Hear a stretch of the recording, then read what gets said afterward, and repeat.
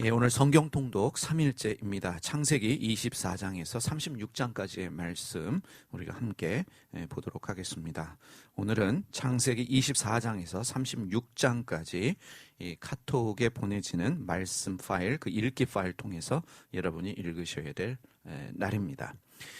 창세기 24장에서 36장까지는 이삭과 그의 아들 야곱에 관한 기록입니다. 많은 사람이 등장을 합니다. 그런데 우리가 성경을 읽을 때 성경에 많은 사람들이 등장하지만 성경 이야기의 핵심은 그 이야기에 등장하는 사람들이 아닙니다. 성경의 주인공은 하나님이십니다. 우리가 가끔 오류를 범하는 것이 무엇이냐면 성경을 읽을 때 사람 중심으로 읽는 것입니다. 그래서 아브라함처럼, 이삭처럼, 야곱처럼, 요셉처럼 살아야 된다, 이렇게 해야 된다라고 말하면서 사람의 위대함을 말하는 경우가 종종 있습니다. 성경의 주인공은 하나님이십니다. 성경에서 말씀하고 있는 사건들은 하나님이 누구이신지, 그리고 하나님이 어떻게 우리의 삶에 개입하셔서 우리를 도우시는지 보여주고 있습니다. 하나님의 섭리를 우리에게 보여주고 있습니다.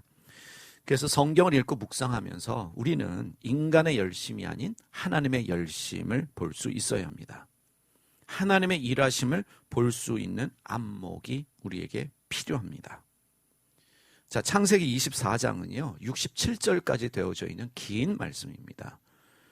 이삭의 결혼과 관계되어진 말씀인데 이 결혼과 관련되어진 주변 인물들의 헌신과 수고가 기록되어 있습니다. 배울 것이 많이 있습니다. 그 아들의 배우자를 가나안에서 구하지 않고 이제 고향으로 보내는 아브라함, 종을 고향으로 보내는 아브라함의 이야기, 또 주인의 명령을 수행하기 위해서 기도하면서 최선을 다하는 종의 이야기가 나오고요. 손님을 최선을 다해서 섬기고 또 이삭과의 결혼을 위해서 즉시로 집을 떠나는 리브가의 이야기, 들에 나가서 묵상하다가 아내를 만난 이삭의 이야기는 충분히 우리에게 교훈이 되어집니다. 그럼에도 불구하고 24장의 주제는 사람이 아니라 하나님이십니다.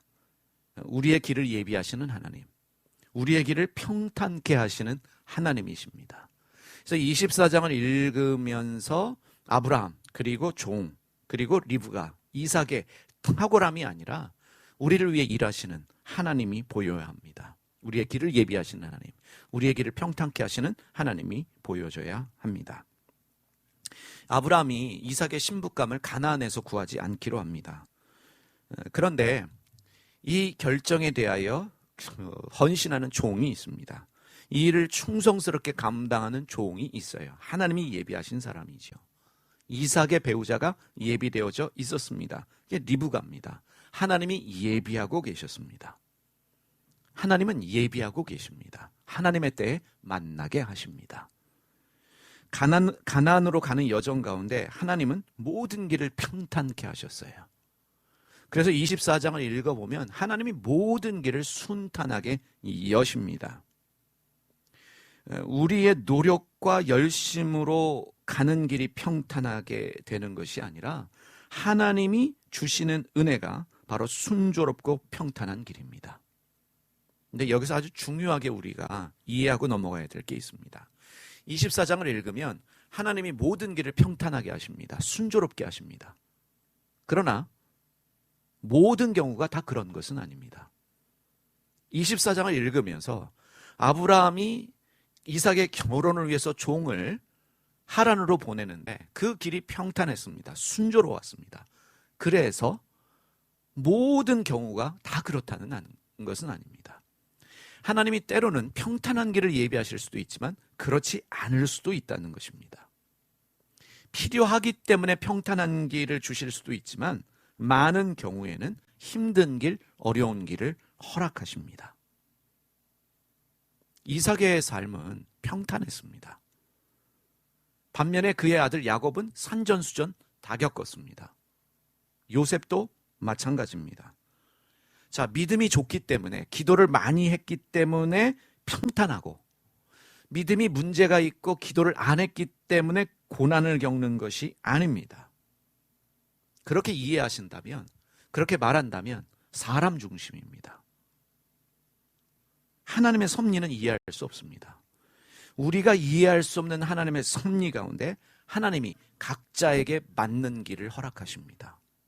어떤 경우에는 평탄한 길을 주시지만 어떤 경우에는 어려운 길을 허락하십니다.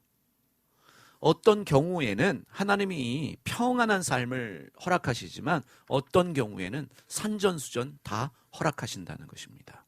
이게 하나님의 섭리입니다. 이해할 수 없어요. 근데 인간의 눈으로 당신은 기도 안에서 고난을 겪습니다. 당신은 기도를 많이 했기 때문에 삶이 평탄합니다. 라고 말하는 것은 문제가 있습니다. 하나님의 섭리입니다. 자, 창세기 24장 63절 말씀입니다. 이 창세기 24장의 주제가 되는 말씀이라고도 할 수 있는데, 창세기 24장 63절 말씀, 이삭이 저물 때 들에 나가 묵상하다가, 이 묵상하다가에 밑줄을 쳐두시기 바랍니다. 눈을 들어보면 낙타들이 오는지라. 여기서 묵상은 우리가 일반적으로 생각하는 묵상이 아닙니다. 성경에 단 한 번 나오는 단어입니다. 흔치 않은 단어입니다.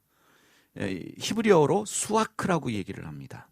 유일하게 이 창세기 24장 63절에서만 쓰이고 있는데, 딱히 번역할 말이 없기 때문에 묵상, 영어로는 meditation이라고 번역을 합니다. 그런데 이 수아크는 걱정이나 염려가 없는 고요한 마음의 상태입니다. 요동함이 없는 거예요. 그러니까 태풍의 눈과 같은 상태.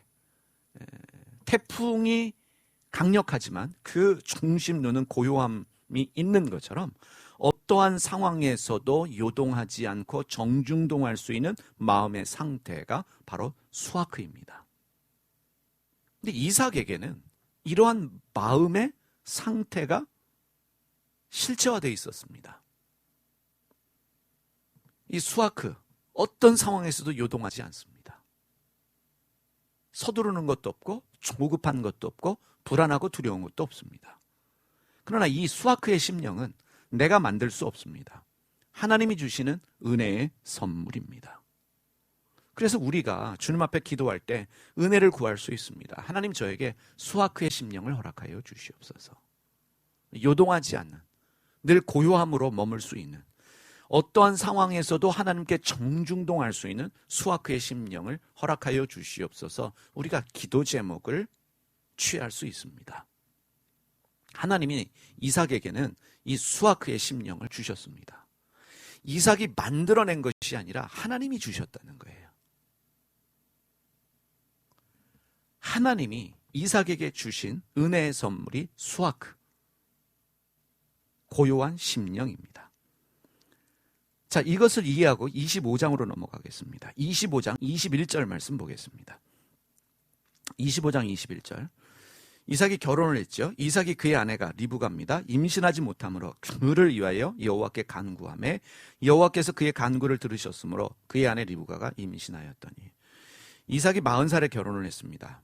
그리고 60에 애를 낳았어요. 그럼 20년 동안 애가 없었다는 거죠. 그러면 그가 리브가를 위해서 여호와께 간구하였습니다. 몇 년 동안요? 20년 동안이요.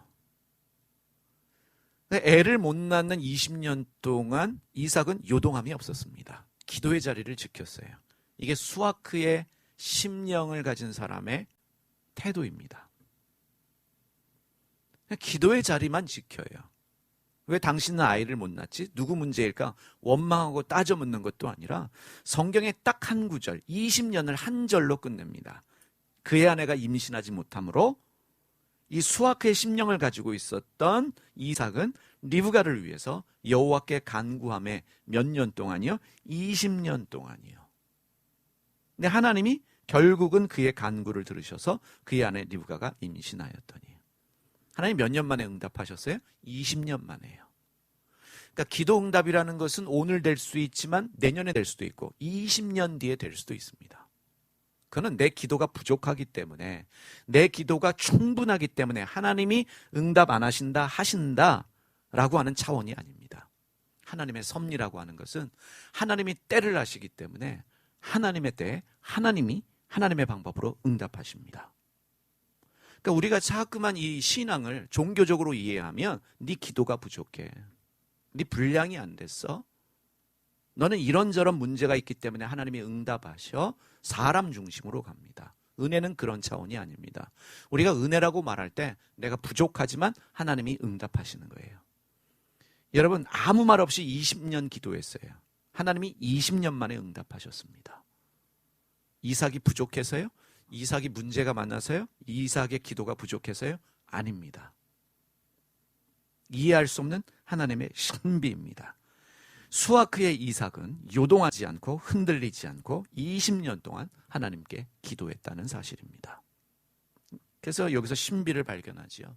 이삭과 같은 사람이 기도하는데 그 기도에 하나님이 20년 만에 응답하셨다라고 하는 것이에요. 하나님의 세계는 우리가 이해할 수 없는 것입니다.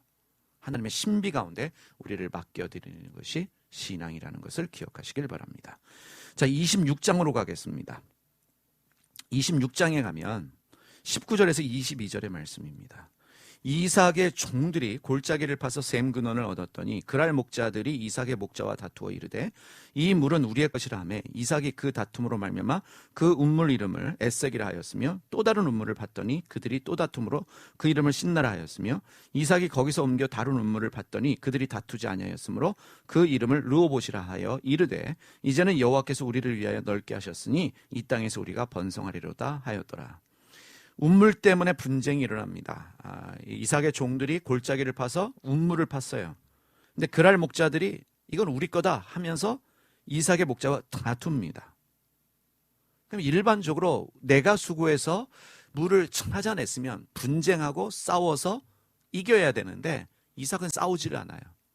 우리 거야 그러면 그러니까 가져 하고는 다른 곳에 가서 운물을 팝니다.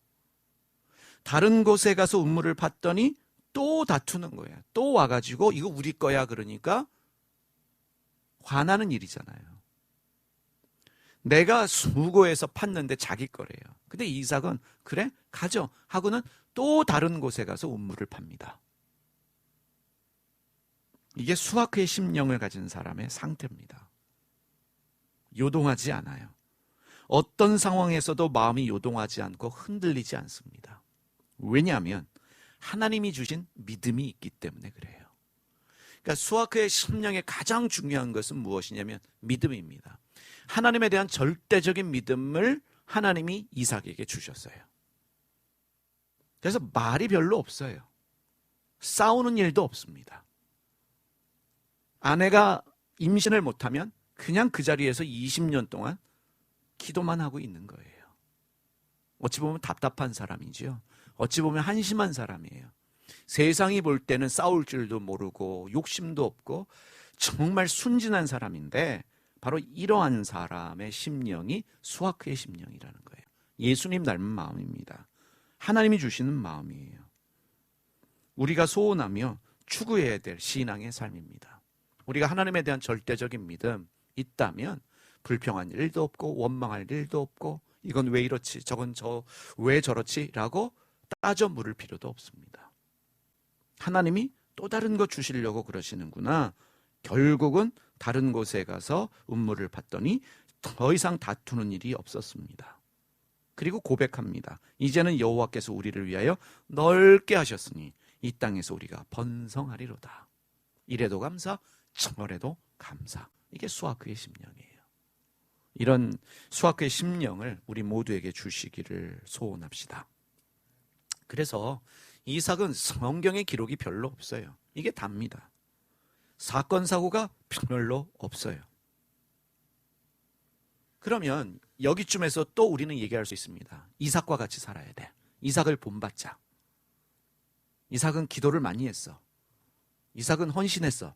라고 이야기하면서 이삭과 같은 사람이 되라고 이야기를 합니다. 물론 이삭의 수아크의 심령 우리가 본받아야 되지만 여러분 이삭은 찬양받아야 될 대상은 아닙니다. 사람입니다. 하나님이 주신 믿음이에요. 하나님이 주신 은혜가 있기 때문에 그가 사건 사고 없이 살았다는 것입니다. 그래서 우리가 여기서 기도하는 거예요. 하나님, 이삭에게 주셨던 그 수아크의 심령을 저에게도 허락하여 주십시오. 우리가 기도하는 일이 중요합니다. 자, 그런데 이삭과 같은 사람만 있으면 세상은 재미가 없어요. 야곱과 같은 사람도 필요합니다. 이삭과 정반대되는 인물이 이삭의 아들 야곱인데, 야곱에 대한 기록은요, 창세기 25장부터 50장까지 기록되어 있습니다. 그러니까 성경 반이 야곱 기록이에요. 창세기 반이 야곱 기록입니다. 25장부터 50장까지가 야곱의 기록이에요. 왜 이렇게 많이 기록되어 있을까요? 사건 사고가 많았기 때문입니다. 그래서 야곱을 문제가 많은 사람이다라고 할 수 있지만, 그러나 그러한 과정이 필요하기 때문에 하나님이 허락하신 거예요. 그러니까 우리는 즉각적으로 야곱이 문제가 많은 사람이기 때문에 사건 사고가 많았다, 야곱이 문제가 많은 사람이기 때문에 하나님이 다루셨다라고 이야기를 하는데, 우리는 다르게 생각해야 합니다. 그런 과정이 필요했기 때문에 하나님이 허락하신 거예요.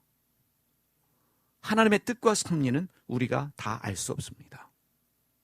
야곱이요, 아버지와 형을 속였기 때문에 삼촌 라반의 집으로 도망한 것이 아니라 야곱에게 삼촌 라반이 필요했기 때문에 하나님이 보내신 거예요. 하나님이 보내셨어요. 라반을 통해서 다루어져야 하기 때문에 라반을 만나서 사기도 당하고 억울한 일도 당하게 하십니다. 필요하기 때문에. 그러니까 삶이라고 하는 것은 우연이라는 게 없습니다. 하나님의 일하심에는 우연함이 없어요. 어떠한 일이든 그 일을 허락하신 하나님의 목적이 있습니다. 이것을 우리가 기억해야 합니다. 우연이란 없다. 내가 만들어낸 결과다라고 하는 것은 인과응보예요. 내가 만들어낸 결과다라고 하면 동양 철학 공부하는 게 훨씬 편합니다. 여러분, 동양의 철학, 소위 말하는 그 점이라든지 아니면 팔자를 따지시는 분들, 이 동양의 종교는 인과응보예요. 네가 원인을 제공했기 때문에 결과가 있다. 성경은 뒤집어요. 애매한 고난도 당합니다. 하나님의 일하심에는 우연이 없습니다. 하나님의 분명한 목적이 있어요. 그래서 의인도 고난을 당합니다. 야곱이 라헬을 사랑해요. 근데 정작 결혼은 누구랑 해요? 라반에게 속아서 정작 결혼은 레와 하게 돼요. 결국에 라헬과 결혼하게 되지만 그들의 여종과도 결혼을 하게 됩니다. 후처럼 맞이하게 돼서 졸지의 부인이 4명이 되었습니다. 필요하기 때문에 하나님이 허락하신 일이에요. 이렇게 설명할 수 있어요. 기도하지 않으니까 부인이 4명 생겼다. 처음부터 기도하고 하나님께 순종했으면 라헬과 딱 결혼하게 되는데, 너무 자기 머리 굴리다가 4명과 결혼했다라고 하는 것은 하나님의 일하심을 무시하는 거예요. 필요하기 때문에 4명을 허락하셨습니다. 거기서 이스라엘의 12지파가 시작이 되어져요. 4명의 아내를 통해서 낳은 그 12명의 아들을 통해서 이스라엘의 12지파가 생겨납니다. 이것이 하나님의 일하심입니다. 하나님은 인간의 이 연약함, 실수마저도 사용하십니다. 머리가 탁월했던 야곱이 많은 재산을 모아서 고향으로 돌아오게 되죠. 그런데 야곱을 괴롭히는 한 가지가 무엇이었냐면 형 에서에 대한 두려움이에요. 형을 속여서 아버지의 축복과 장자권을 다 빼앗았기 때문에 이 형에 대한 두려움을 가지고 있었습니다. 그래서 많은 재물로 형의 마음을 풀어보려고 애를 쓰게 되는데, 결국 두려움 때문에 가족들과 이 가축대는 다 보냈어도 자기만큼은 건너가지 못하는 거예요. 그 기록이 32장의 말씀입니다. 32장 24절에서 30절까지의 말씀입니다. 창세기 32장에서 24절에서 30절 말씀 제가 읽겠습니다. 야곱은 홀로 남았더니 어떤 사람이 날이 새도록 야곱과 씨름하다가 자기가 야곱을 이기지 못함을 보고 그가 야곱의 허벅지 관절을 치매 야곱의 허벅지 관절이 그 사람과 씨름할 때 어긋났더라. 그가 이르되 날이 세려하니 나로 가게 하라. 야곱이 이르되 당신이 내게 축복하지 아니하면 가게 하지 아니하겠나이다. 그 사람이 그에게 이르되 내 이름이 무엇이냐. 그가 이르되 야곱이니이다. 그가 이르되 내 이름을 다시는 야곱이라 부르지 아니할 것이요 이스라엘이라 부를 것이니 이는 내가 하나님과 및 사람들과 겨루어 이기었음이니라. 야곱이 청하여 이르되 당신의 이름을 알려주소서. 그 사람이 이르되 어찌하여 내 이름을 묻느냐 하고 거기서 야곱에게 축복한지라. 그러므로 야곱이 그곳 이름을 브니엘이라 하였으니 그가 이르기를 내가 하나님과 대면하여 보았으나 내 생명이 보존되었다 함이더라. 우리가 잘 아는 말씀입니다. 야곱이 하나님과 대면해서 씨름을 합니다. 근데 야곱이 고집이 얼마나 셌냐면 도무지 이길 수 없어서 결국은 하나님이 이 야곱의 허벅지 관절을 치셨고, 그래서 결과는 하나님이 이기셨어요. 그렇죠? 하나님이 이기신 거예요. 그런데 하나님이 승리하셨음에도 불구하고 하나님은 누가 이겼다고 승리하냐면 야곱의 승리를 선언하십니다. 네 이름이 무엇이냐? 라고 물으셔요. 그래서 야곱입니다 라고 했더니 이제 너의 이름을 야곱이라 하지 마라. 너의 이름은 이스라엘이다. 왜냐하면 네가 하나님과 사람들과 겨루어 이겼다. 네가 지금 나한테 이겼다. 사람들과 겨루어 이겼다 라고 말씀하시면서 그 이름을 이스라엘로 바꾸어 주십니다. 여기엔 깊은 깨달음이 있습니다. 두려움에 떨고 있는, 형과 어떻게 화해할 것인가를 고민하고 있는 야곱에게 주시는 깊은 깨달음입니다. 야곱의 인생의 중요한 깨달음입니다. 하나님 앞에서 졌어요. 허벅지 관절을 천심으로 말미암아 이 씨름에서 졌습니다. 근데 하나님은 승리했다고 선언하십니다. 무엇을 말씀하십니까? 지는 것이 승리하는 것이라는 거예요. 고집 피워서 이기려고 하지 말고 패배해라. 그것이 이기는 것이다. 하나님을 이기는 방법은 하나님 앞에 패배하는 것입니다. 사람을 이기는 것은 사람 앞에서 패배하는 것입니다. 그것이 수아크예요. 이삭은 자기 운물을 빼앗길 때 싸우지 않았습니다. 패배했습니다. 운물을 빼앗아가는 목자들이 어떻게 생각했을까요? 저 바보, 저 어리석은 사람. 그런데 하나님이 이기게 하셨어요. 이게 신앙입니다. 이것이 하나님이 주시는 은혜로 사는 거예요.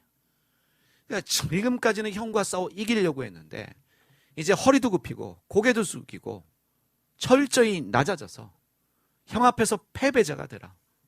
그게 형을 이기는 것이다. 근데 하나님과 겨루어 이기는 방법도 마찬가지죠. 하나님 이기는 방법이 뭐예요? 하나님 앞에 바싹 엎드리는 거죠. 내 뜻, 내 방법, 내 생각 내려놓고 주님 앞에 엎드리는 거예요. 그럴 때 하나님을 이길 수 있다는 것입니다. 그래서 야곱은 극적으로 에서와 화해를 하게 됩니다. 근데 성경은 우리를 또 다른 신앙의 신비 가운데로 이끌어갑니다. 지금 하나님이 현존하셔서 나타나셔서 씨름을 해주셨어요. 그래서 그곳 이름을 브니엘이라고 했습니다. 하나님의 얼굴을 내면에서 보았지만 자기 생명이 보존되었습니다. 이 놀라운 영적 체험을 했음에도 불구하고 여전히 야곱은 자기 생각, 자기 방법으로 움직입니다. 여러분, 사람이 소위 영적 체험하고 은혜 받았다고 단번에 달라지지 않아요. 과정이 필요합니다. 이 32장에 은혜를 경험하고 이 놀라운 영적 체험을 했으면 그 다음 장부터 뭔가 영적인 대단한 일이 벌어져야 되는데 그렇지 않아요. 사건 사고가 계속되어집니다. 여전히 자기 생각, 자기 방법으로 움직여요. 여기서 야곱은 베델로 가야 했습니다. 왜냐하면 하란으로 도망할 때 베델에서 서원했거든요. 내가 고향으로 돌아오게 되면 반드시 이곳으로 돌아와서 하나님을 예배하겠습니다 라고 한 서원이 있습니다. 베델은 하나님의 집이라는 뜻이거든요. 거기 가서 예배를 했어야 되는데 어디로 가냐면 세겜으로 갑니다. 세겜에 가서 땅을 사고 거기에 정착을 해요. 세겜 땅을 사고 거기서 집을 사고 거기에 정착을 합니다. 자기가 한 서원이 있어요. 베델로 가야 합니다. 근데 이제 34장에 가면 끔찍한 일이 벌어집니다. 이 자기 딸이 있죠. 디나가 있습니다. 외동딸인데 세겜에게 강간을 당해요. 그래서 그 일로 인해서 결혼식이 추진되지만 이 일에 대해서 분노했던 시므온과 레이가 칼을 들고 할례 받으면 결혼시켜줄게 거짓말해서 할례 받으니까 움직이지 못하는 이 부족을 완전히 몰살을 시켜버렸습니다. 시므온과 레위가요. 그래서 야곱은 또 두려움에 떱니다. 보복이 두려운 거예요. 주변 민족들이 우리를 가만히 놔두지 않을 것이다 라고 하는 이 두려움 가운데 떱니다. 또 다른 두려움에 사로잡혀요. 그러면 이 정도 되면 하나님이 야곱을 포기하셔도 할 말이 없는 거예요. 근데 하나님은 야곱을 포기하지 않으셨습니다. 하나님이 직접 나타나셔서 야곱과 씨름해 주시면서 야곱의 이름을 바꿔주시면서 승리의 비결을 알려주셔서 극적으로 에서와 화해하게 되었는데 또다시 야곱은 세겜에 가서 끔찍한 일을 당합니다. 그래서 하나님이 포기하셨는가? 포기하지 않으셨어요. 왜냐하면 하나님은 왜 포기하지 않으시는가? 신앙은 하나님의 열심으로 내가 만들어지는 과정이기 때문에 그렇습니다. 신앙은 사람의 열심이 아니에요. 신앙은 내가 만들어가는 게 아니기 때문에 그렇습니다. 신앙은 하나님의 열심으로 내가 만들어가는 게 아니에요. 하나님의 열심으로 내가 만들어지는 과정이 신앙입니다. 내가 만드는 게 아니에요. 하나님이 만드십니다. 하나님의 일하심이에요. 그래서 35장에 보십시오. 35장 1절부터 5절까지 말씀 보겠는데, 자, 35장 1절 보세요.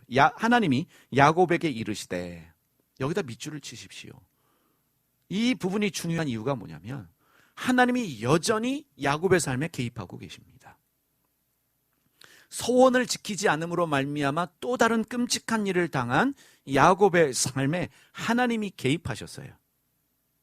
하나님이 야곱에게 이르시되 일어나 어디로 가라? 베델로 올라가서 거기 거주하며 내가 내 형 에서의 낯을 피하여 도망하던 때에 내게 나타났던 하나님께 거기서 제단을 쌓으라 하신지라. 야곱의 소원이었어요. 내가 돌아오면 반드시 여기에 와서 주님께 제단을 쌓고 예배하겠습니다. 소원을 지키라고 말씀하시는 거예요. 거기에 너의 살 길이 있다. 그래서 야곱이 어떻게 합니까? 이에 자기 집안 사람과 자기와 함께한 모든 자에게 이르되 너희 중에 이방 신상들을 버리고 자기를 정결하게 하고 너희의 의복들을 바꿔 입으라. 우리가 일어나 베델로 올라가자. 내 환난 날에 내게 응답하시며 내가 가는 길에서 나와 함께 하신 하나님께 내가 거기서 제단을 쌓으려 하노라 하매 그들이 자기 손에 있는 모든 이방 신상들과 자기 귀에 있는 귀걸이들을 야곱에게 주는지라. 야곱이 그것들을 세겜 근처 상수리 나무 아래에 묻고 그들이 떠났으나 하나님이 그 사면 고울들로 크게 두려워하여 하게 하셨으므로 야곱의 아들들을 추격하는 자가 없었더라. 하나님이 야곱을 질책하지 않으셨습니다. 두려움에 떨고 있는 야곱에게 말씀하셨어요. 그리고 그를 이끄시고 인도하십니다. 가야 할 곳이 어디인지를 알려주십니다. 이것이 하나님의 일하심입니다. 나를 위해 일하시는 하나님은 나를 포기하지 않으십니다. 이제서야 야곱이 하나님의 뜻을 깨닫고 자기가 해야 될 일이 무엇인지를 알게 됩니다. 힘든 고난을 겪고 난 후에야 베델의 예배를 결정합니다. 하나님의 집, 베델로 인도하는 것이 하나님이 일하시는 목적이었습니다. 우리가 있어야 될 곳이 바로 베델입니다. 머물러야 할 곳, 하나님이 인도하시는 그곳은 바로 하나님의 집 베델입니다. 거기가 바로 하마콤입니다. 이제서야 우상 버리자. 이제서야 하나님을 예배하자. 온 가족에게 결단하고 말합니다. 늦은 것 아무것도 없습니다. 하나님은 끝까지 일하십니다. 하나님이 이 고난을 허락하시는 또 이유가 있죠. 이 사람의 이 죄성이라는 것은 이 고난이 없으면 하나님의 뜻을 분별하지 못하는 어리석음이 있어요. 고난이 없으면 내가 잘 믿고 있는 것처럼 착각을 합니다. 고난이 없으면 내가 수아크의 이삭인 줄 알아요. 고난이 있어야 내가 야곱이구나 라는 것을 깨닫고 주님께 더 집중하려고 합니다. 그래서 우리가 이 36장까지 읽으실 때 절대로 사람을 보지 마십시오. 하나님의 일하심을 보시길 바랍니다. 그러면서 이삭에게 주셨던 그 수아크의 심령을 주님 저에게도 주십시오 라고 기도하는 일이 필요합니다. 자, 이제 한 절만 더 보겠습니다. 36장 28절과 29절입니다. 이 36장 마지막 절인데 재미난 게 뭔지 아세요? 이때까지 아버지 이삭이 살아 있었습니다. 읽어보겠습니다. 이삭의 나이가 180세라. 이삭이 나이가 많고 늙어 미혼이 다음에 죽어 자기 열조에게로 돌아가니 그의 아들 에서와 야곱이 그를 장사하였더라. 이 180세 아브람, 이삭, 야곱, 요셉 중에 제일 오래 사신 분이에요. 제일 장수하신 분인데 그럼에도 불구하고 성경 기록은 가장 짧은데 이분이 아무 문제 없이 살았다라고도 하지만 사실은 이분에게도 문제가 있었어요. 자식입니다. 제 마음대로 사는 에서 때문에도 마음고생을 했고요. 집 나가서 늘 사건 사고로 충만한 야곱 때문에도 속을 많이 썩었을 것 같아요. 그럼에도 불구하고 수학회 심령을 가졌던 이삭이 했던 게 무엇일까라고 하면 그냥 하나님께 맡겨드리고 기도만 했을 것 같다는 것입니다. 자식 때문에 마음고생을 했을지 모르겠지만 이삭의 삶을 미루어 볼 때 하나님이 알아서 하십시오. 맡겨드렸을 것 같습니다. 그래서 그분이 180세에 나이가 많아 늙어 기운이 다함에 죽어 자기 열조에게로 돌아갔다라고 되어 있는데 사실은 제일 부러운 분이에요. 별일 없이 오랫동안 장수하신 분. 그 비결이 뭘까? 우리가 기도 제목입니다. 하나님, 우리에게 수학회의 심령을 허락하여 주시옵소서. 이 은혜가 여러분과 제게 있기를 소원합니다.